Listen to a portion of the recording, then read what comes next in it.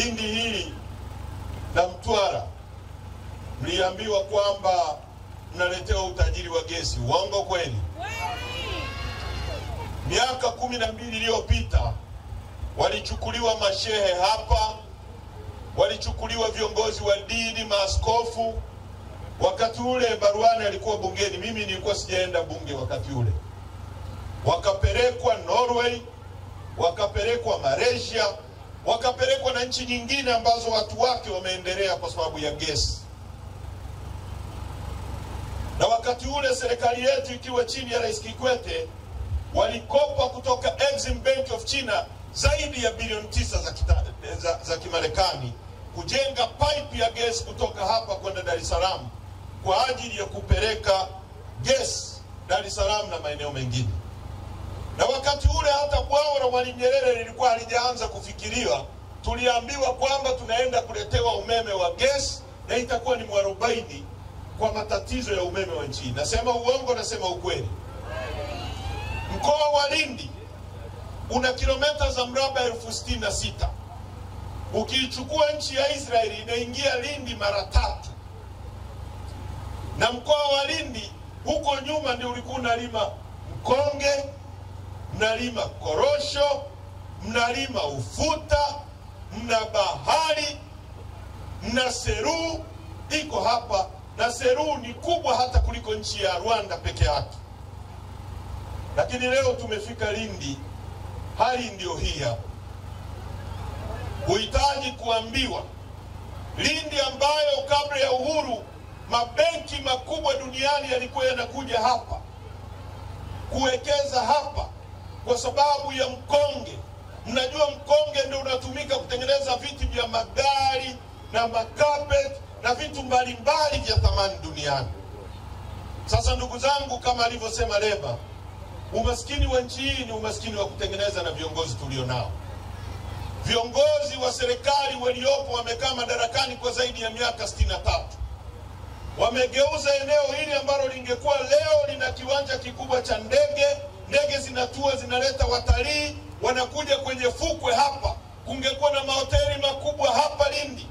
Leo kama kuna hoteli kubwa hapa, hayo mahoteli yangenunua nyanya kwa watu wanaolima nyanya hapa.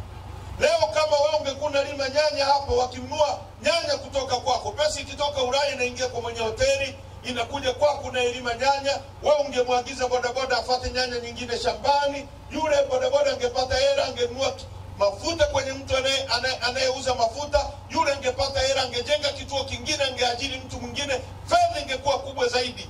Leo Lindi imeuawa kiuchumi. Gesi ambayo iko maeneo yenu, futi za ujazo trilioni 54.5 haifunction. Hakuna mtu anayejua leo nini kinaendelea kuhusu gesi. Imekuwa siri ya serikali. Nasema uongo? Watu waliokuwa nadai hawajalipwa tena mambo yao ya gesi kwa sababu haieleweki kinachoendelea. Leo kuhusu utalii wa Seru, ni ngumu kwenda Liwale kwa sababu hakuna barabara. Tumetoka Dar es Salaam, mtalii hawezi kuamua kuja Seru aache kwenda kaskazini ambako kuna barabara nzuri, ambapo kuna uwanja wa Kia pia. Leo utalii wa fukwe hizi zote, kungekuwa na utalii mkubwa sana maeneo haya na uchumi wa hapo ungekuwa mkubwa.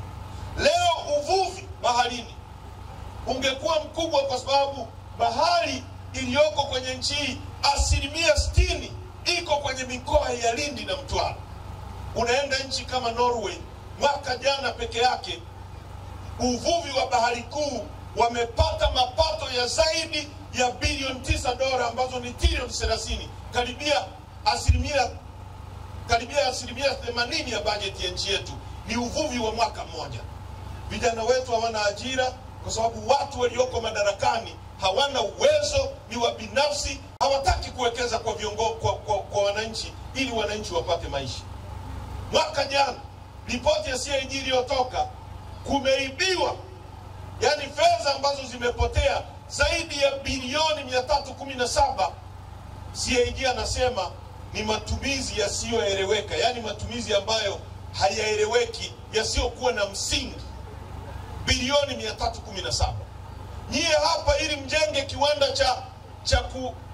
cha kusindika samaki na watu wapate boti kubwa za uvuvi.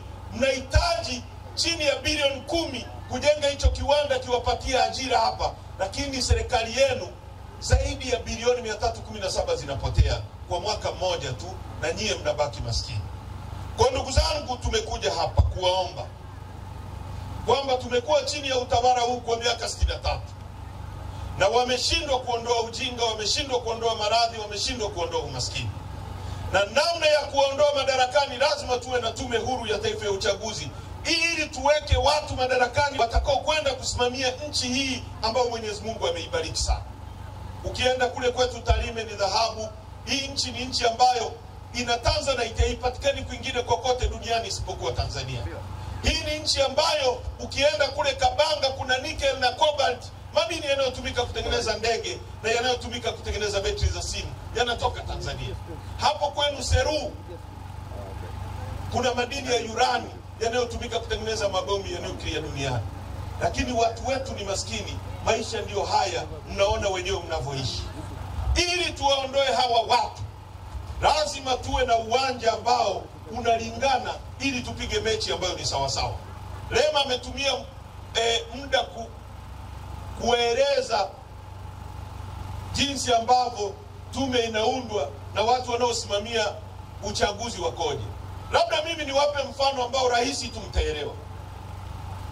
Hivi leo Simba na Yanga wakienda kucheza mechi, alafu Haji Manara akawa ndio refari, hiyo mechi nani atashinda hiyo mechi? Hiyo mechi atashinda nani?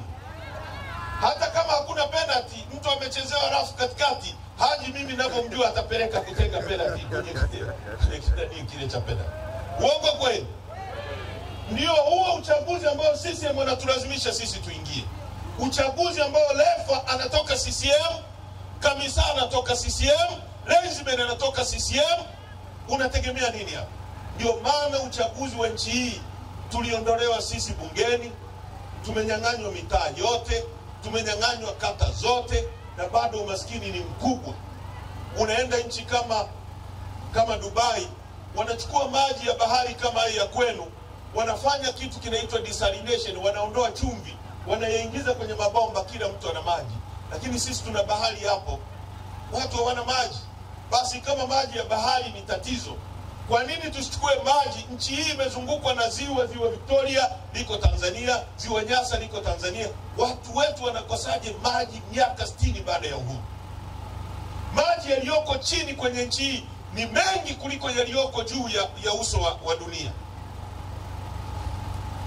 Kuna ile Kimbiji na Mpera pale Dar es Salaam, walisema wakitoboa kisima kile Dar es Salaam itazama kwa wingi wa maji iliyoko pale Kimbiji.